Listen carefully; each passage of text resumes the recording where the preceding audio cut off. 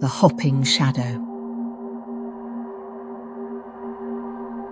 The train from Guangzhou rattled to a stop long before dawn, leaving Wei stranded on a desolate platform, surrounded by mist.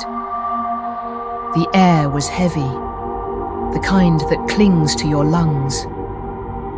He was on his way to a remote village deep in the hills to pay respects during the Qingming Festival, the Day of the Dead, when families cleaned the graves of their ancestors. The villagers who shared his train ride had all gotten off earlier, offering polite smiles tinged with pity when he mentioned his destination. One old woman had even grabbed his sleeve as he rose to leave. "Stay inside after dark," she warned. "The dead walk during Qingming. Especially up there," Wei had chuckled awkwardly. "You mean the Jiangshi?" The woman's face went pale. She didn't answer, just pressed a yellow talisman into his hand. The paper was brittle, marked with strange red symbols. Now, standing alone in the fog, he almost wished he'd listened. He made his way up the mountain trail. The forest grew thicker, swallowing the moonlight whole. Every step seemed to echo against the stillness. At times, he thought he heard footsteps behind him, uneven, dragging sounds. But when he turned, there was only mist and silence. By the time he reached the village, every house was dark. Doors were barred, windows shuttered. Even the dogs were quiet. He found an abandoned inn near the edge of the road and decided to rest there for the night. Inside, the air was thick with dust and incense residue.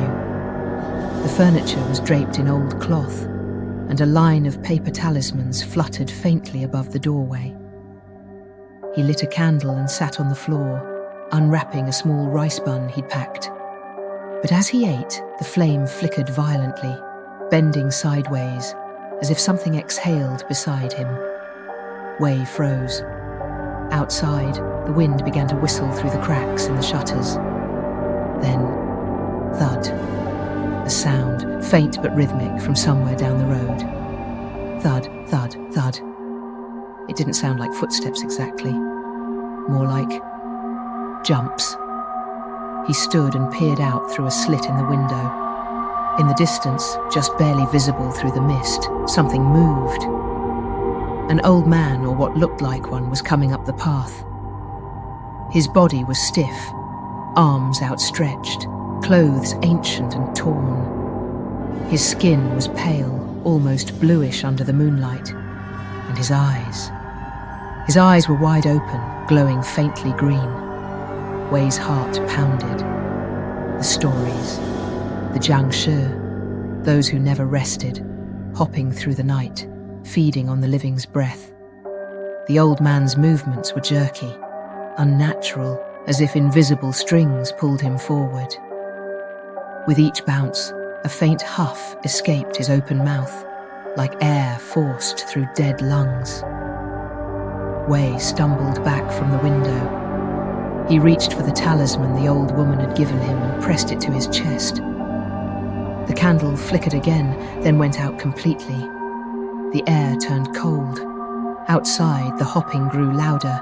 Thud, thud, thud. Then it stopped, right outside the door. Wei held his breath. He could hear it, the faint sound of cloth brushing wood. Then, slowly, something began to scratch at the door. He wanted to scream, but his throat locked. The talisman in his hand felt hot, burning against his skin. He closed his eyes, whispering prayers he hadn't said since childhood. The scratching stopped. For a moment, silence. Then, a long, drawn-out creak, the sound of the door opening. Wei opened his eyes. The candle flickered to life again, though he hadn't touched it. The flame wavered, illuminating the open doorway. And there it was. The Jiangshi stood in the frame, head tilted slightly, its mouth hanging open in a silent, hungry grin. Its grey skin was stretched tight over sharp cheekbones, and its eyes gleamed with the colour of rotting jade. It didn't move at first, just stared. Then, thud, a single hop forward. Wei stumbled backward, clutching the talisman. He tried to press it to his forehead, just as he remembered from the stories. But his hand wouldn't move. His body was frozen. The Jiangshi's gaze held him in place like invisible chains. Its head twitched, sniffing the air as it came closer. Wei could feel the warmth leaving his chest, his breath catching. The talisman slipped from his fingers. The last thing he saw before the world went black was the creature's face, inches from his own, its dead mouth stretching wider, smiling. When morning came, the villagers found the inn door wide open. Inside, Wei's body was still sitting upright, eyes open, skin pale as ash. On the wall behind him, pressed into the wood, were 2 handprints, dark and dry, like blood turned to dust. And outside, along the trail leading down the mountain, faint hop marks led into the forest. And then it disappeared.